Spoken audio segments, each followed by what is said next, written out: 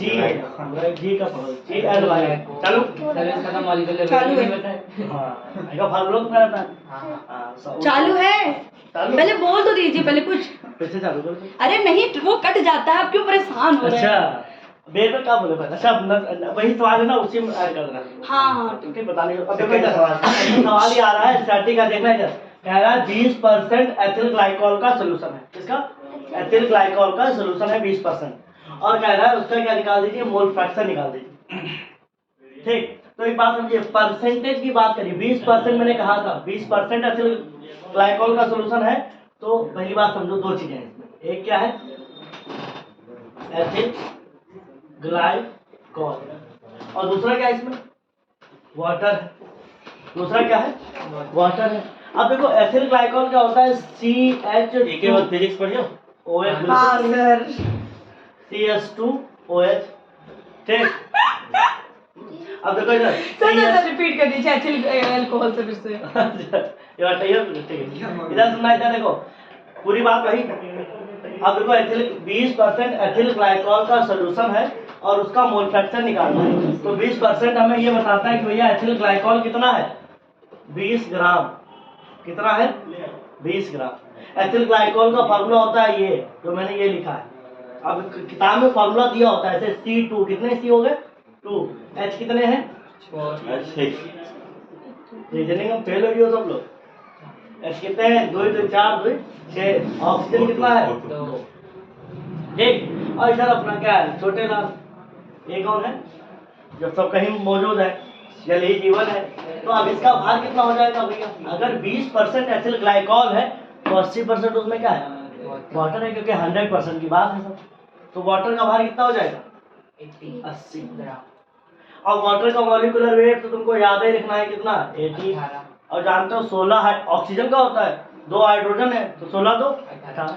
यहाँ पर तुमको निकालना, देखो ये कार्बन का कितना होता है? 12। 2 है तो 2 से मल्टीप्लाई करो, प्लस हाइड्रोजन कितना? 1 होता है कितने? 6, प्लस ऑक्सीजन कितना? 16 है कितने? 2। सॉल्व करोगे 12 दूनी 24, 12 टू जा 24, प्लस 6 1 जा 6, यहाँ पर क्या होगा? 16, 16 टू जा 32, कितना हो जाएगा? 6 2 8, 38 और 8 और 4 12, 12 का कितना? 2, 1 कितना? रिमेनिंग बच गया 3 और 2 5 और 5 1 6। तो एथिल ग्लाइकॉल का मॉलिक्यूलर वेट कितना आ गया? 62। तो अर्थात इसका मॉलिक्यूलर वेट कितना होगा? 62। अब इसका मोल कैसे निकालेंगे? Weight upon molecular wait. तो वेट कितना दिया है? 20, मॉलिक्यूलर वेट कितना है? 62। ये कितना आ जाएगा? 2 से काटोगे कितना जाएगा? 10। ये कितना आ जाएगा? 31। कितना आएगा? 2 से काटोगे 2 3 जा 6, 2 जा 2। अब इसका मतलब क्या हो गया? तुम्हारे पास क्या है? इधर 31 है, ये कितना है? 10 का, यहाँ पॉइंट लगा दिया 0। 3 टाइम्स आएगा, 3 1 जा 3, 3 3 जा 9।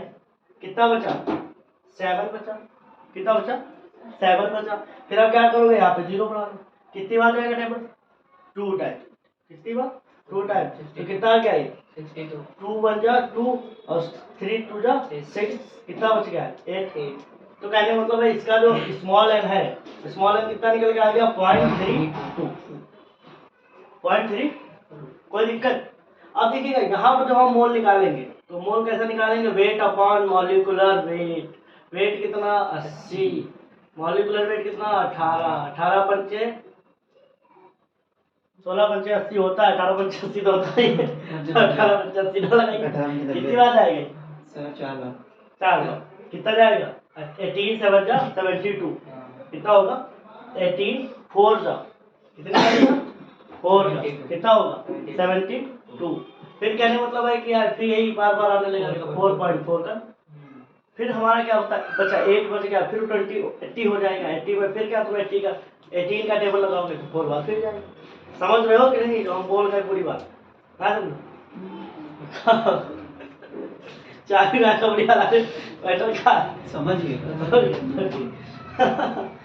तो बोलो तुम लोग ये समझ गए? ऐसे ऐसे कौन करता है? तो ये भैया इधर, और यहाँ पर कितना हो गया? स्मॉल एन कितना है तुम्हारा? 0.32। ठीक, अब ये बनेगा था, बस तुमको एक थोड़ी और मेहनत करनी है। यहाँ मोल फ्रैक्शन अभी निकालना है, तो मोल फ्रैक्शन कैसे निकलेगा? मोल फ्रैक्शन, तो मोल फ्रैक्शन कैसे निकालोगे? n upon capital N plus small n। n कितना है? 0.32। ये कितना है? 4.4 प्लस 0.32। तो इसको ऐड करोगे तो कितना? 0.332। अब नीचे ऐड करोगे तो कितना हो जाएगा भाई? पॉइंट के बाद यहाँ तो कुछ आगे तो कुछ है नहीं, तो कितना हो जाएगा? 4.72। कितना हो जाएगा? कैसे जुड़ा जान पाए कि नहीं ये बताए? देखो जैसे ये 4.4 था, तो हमने पॉइंट के नीचे ऐसे 3 लिख लिया, इसी के नीचे 2 लिखे, और जहाँ गैपिंग है वहाँ 0 लगा के जैसे खेल खेलते हो ना, ऐसे काटने के लिए। तो ये कितना बचा? 2, ये कितना? 7, ये कितना? 4, कितना आ गया? 4.32। तो ये चीज जो है इधर आगे, अब ये पॉइंट हटा, ये पॉइंट हटा, तो कितना हो गया? 32 अपॉन 472 बचा इतना।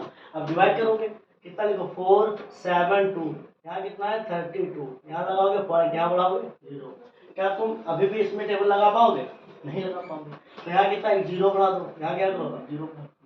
अब टेबल लगा पाओगे? तो कितने बार लगेगा भाई? ये कितना हो गया पहले ये देख लो, 3200। अब ये कितनी बार जाएगा? 8 चक्कू 32, 7 बार। 7 बार। चलो 7 आ गई। पक्की बात है? तो मैं बता रहा हूँ। तो चलिए मान लेते हैं क्या इसका ही मोल निकल आया। इसका मोल फ्रैक्शन कितना आ गया? मोल फ्रैक्शन कितना आएगा? 0.07। ये इसका मोल फ्रैक्शन आ गया। अब इधर निकालने के लिए तुमको कोई मेहनत करनी ही नहीं। अगर तुमको ये इसका निकालना है मोल फ्रैक्शन, तो क्या करना है? मोल फ्रैक्शन से जितना ही आया है उसको 1 से घटाइए। कैलकुलेशन भाई थोड़ा स्ट्रांग होनी चाहिए। इस चैप्टर में थोड़ी एक चीजें हैं। अब देखो एनसीईआरटी लेवल का तो थोड़ा कैलकुलेशन और टफ हुआ। कहने मतलब होता है कि भाई एनसीईआरटी लेवल से ही पढ़ना है तुम्हें। 1 माइनस इसका क्या करोगे? 0.07। अब घटाएंगे कैसे? देख लो, इस लोग तो घटा भी नहीं पाएंगे। देखो 1.002 बार लिख लो। फिर हमने क्या किया? पॉइंट लगाया 07, यहाँ पे 0 कर दो। समझ पाए? पॉइंट के नीचे पॉइंट लिखे ही संख्याएं लिखते हैं। तो ये इधर गया, कितना हो गया? 10। 10 में से 7 गया 3। यहाँ कितना है? 9। तो ये कितना हो जाएगा? 9। ये क्या हो गया? 0। तो आंसर कितना आ जाएगा? 0.93 आंसर। इधर का पूरा कैलकुलेशन उधर ही कर लेंगे, 1 से घटा देंगे, आंसर आ गया। एनसीईआरटी क्वेश्चन था। ओके, चलिए सर।